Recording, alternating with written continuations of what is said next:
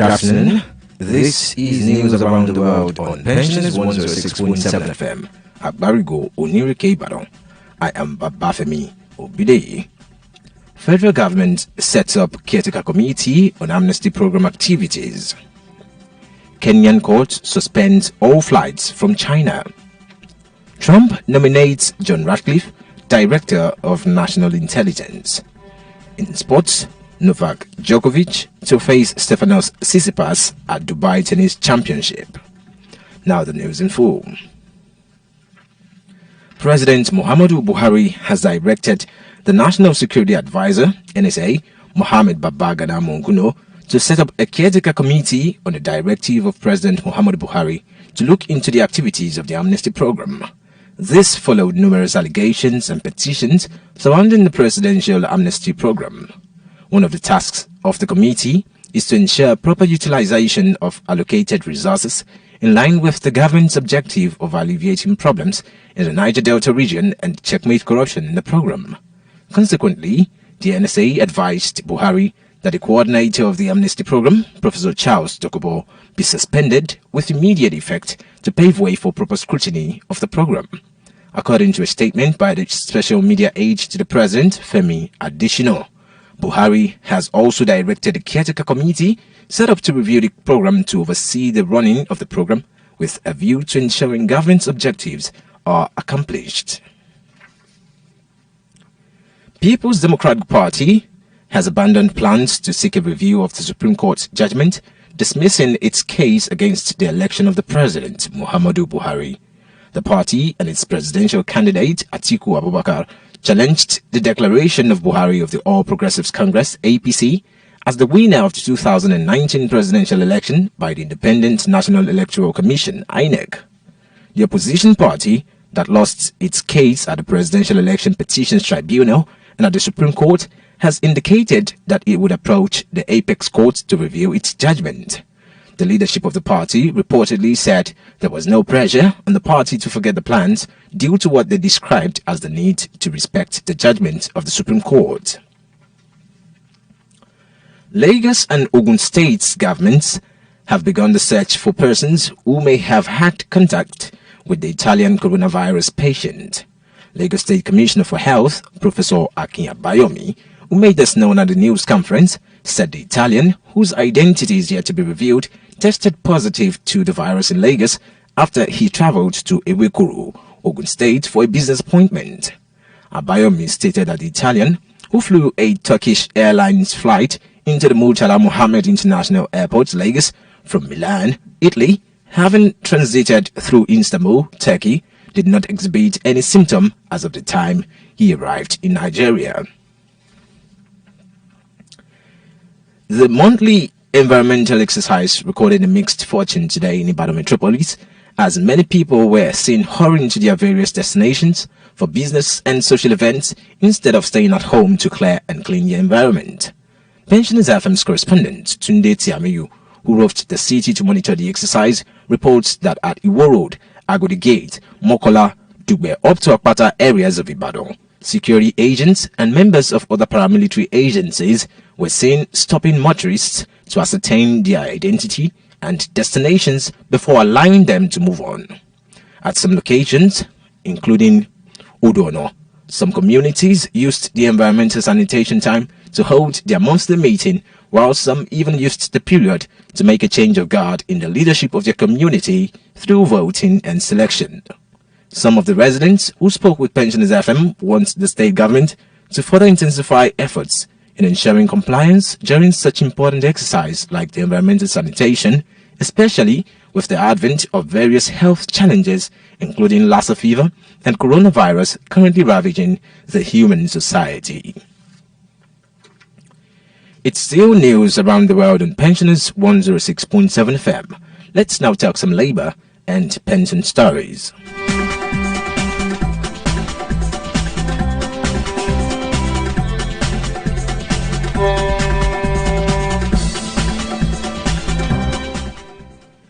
The normal academic calendar at the University of Ibadan, UI, may continue to suffer a setback if the management of the institution fails to grant the demands of Senior Staff Association of Nigeria Universities (SANU) and Non-Academic Staff Union (NASU) members of the institution.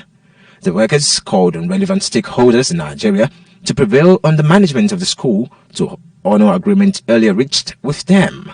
According to report, members of the two unions are demanding full payment of their January salary of staff school, payment of 6 months promotion arrears, as well as the payment of pension deductions by the management of the University of Ibadan. Speaking, SANU Chairman UI Chapter, Mr. Wale Akinremi, explained that the management of the University of Ibadan and the federal government have been deducting pensions from their salaries since 2004 till date, saying the institution leaders had failed to refund the pension deductions from their salaries.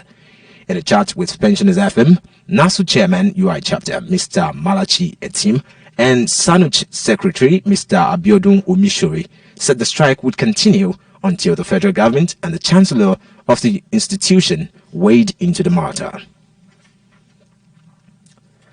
A strong delegation of zonal leaders of the Nigerian Union of Pensioners (NUP) from the 6 geopolitical zones has held a meeting with the Senate Committee on Public Service and Establishment in Abuja.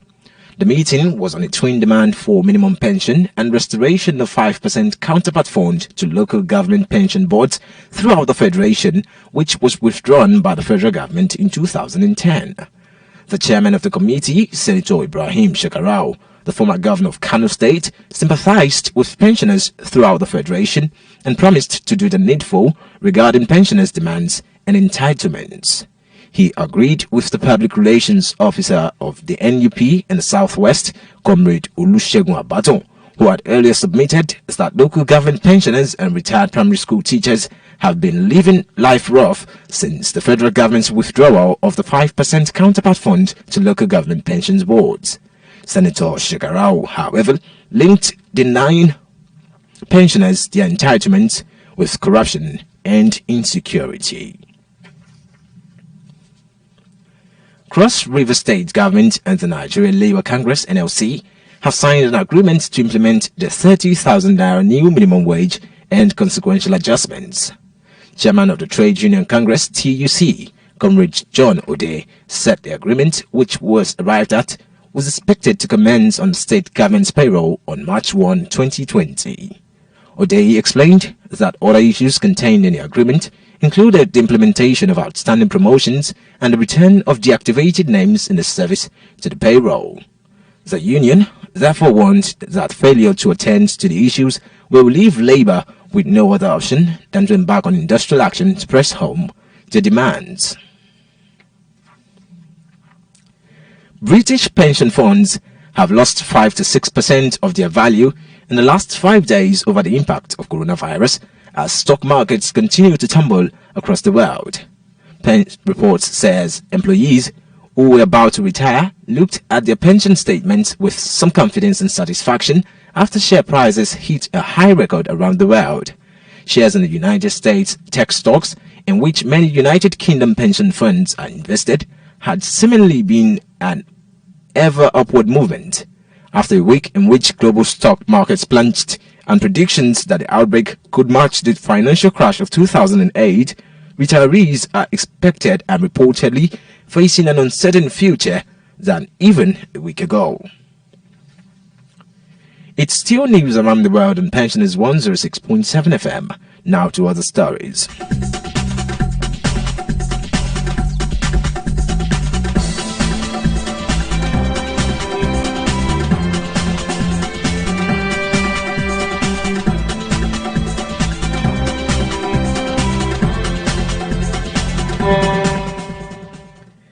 A Kenyan judge has suspended flights between Kenya and China and ordered the state to draw a plan to prevent the spread of coronavirus. According to a report, China's Southern Airlines flights on the Guangzhou-Changsha-Nairobi route had been suspended earlier this month but was lifted when 239 passengers arrived in Kenya. The Law Society of Kenya then filed a case asking the court to suspend flights again. Justice James Macau gave a verdict suspending the flights for 10 days and ordered the state to prepare a contingency plan on the prevention, surveillance, and response to coronavirus. Donald Trump has nominated Republican lawmaker John Ratcliffe to serve as United States Director of National Intelligence, DNI. Trump has, July last year, chosen Ratcliffe, but withdrew his nomination amid concerns that he was underqualified. Critics have accused Ratcliffe of embellishing his credentials. However, in a tweet, Trump certified the Texas congressman, saying he was an outstanding man of great talent. The World Health Organization (WHO) has upgraded the global risk of the coronavirus outbreak to very high, its top level of risk assessment. The United Nations body, however, said there was still a chance of containing the virus if its chain of transmission were broken. Head WHO Dr. Tedros Ghebreyesus also stressed that fear and misinformation were the biggest challenges to overcome. Currently, more than 50 countries now have reported cases of coronavirus. At a press conference in Geneva, Dr. Tedros said most cases could still be traced and there was no evidence of the virus spreading freely in communities. Groups of refugees and migrants are heading towards the European Union after Turkey said it would not abide by a deal to stop them reaching Europe. Turkey's communications chief, Fahrettin Altun, said the country had not received enough support in hosting millions of Syrian refugees.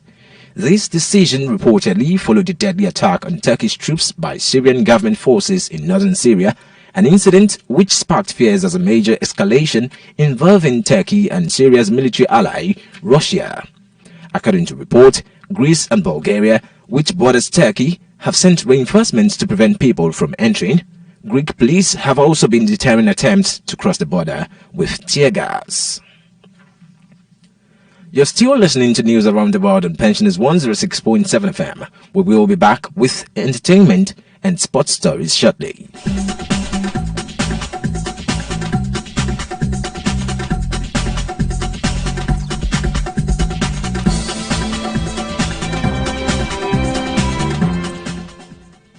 Several actresses have walked out of the César Awards ceremony in Paris after Roman Polanski, who was convicted of the statutory rape of a 13-year-old in 1977, won Best Director accolade. The awards, France's equivalent of the Oscars, have been mired in controversy after Polanski's An Officer and a Spy received 12 nominations. The Polish-French director fled the United States after his rape conviction in the 1970s. He has since faced other accusations of sexual assault. Novak Djokovic survived the heat to beat France's Gael Monfils and set up a final match against Dan Evans's conqueror Stefanos Tsitsipas at the Dubai Tennis Championships. Greek second seed Tsitsipas wasted little energy in beating the slack British number 1 6-2, 6-3, but Djokovic, on his part, had to dig deep, coming from a set down and serving 3 match points to win 6-2, 7-6, 10-8, 6-1. The Serb now aims to win a 5th Dubai title as Tsitsipas goes for his first. To end News Around the World on Pensioners 106.7 FM, here is a recap of the main stories.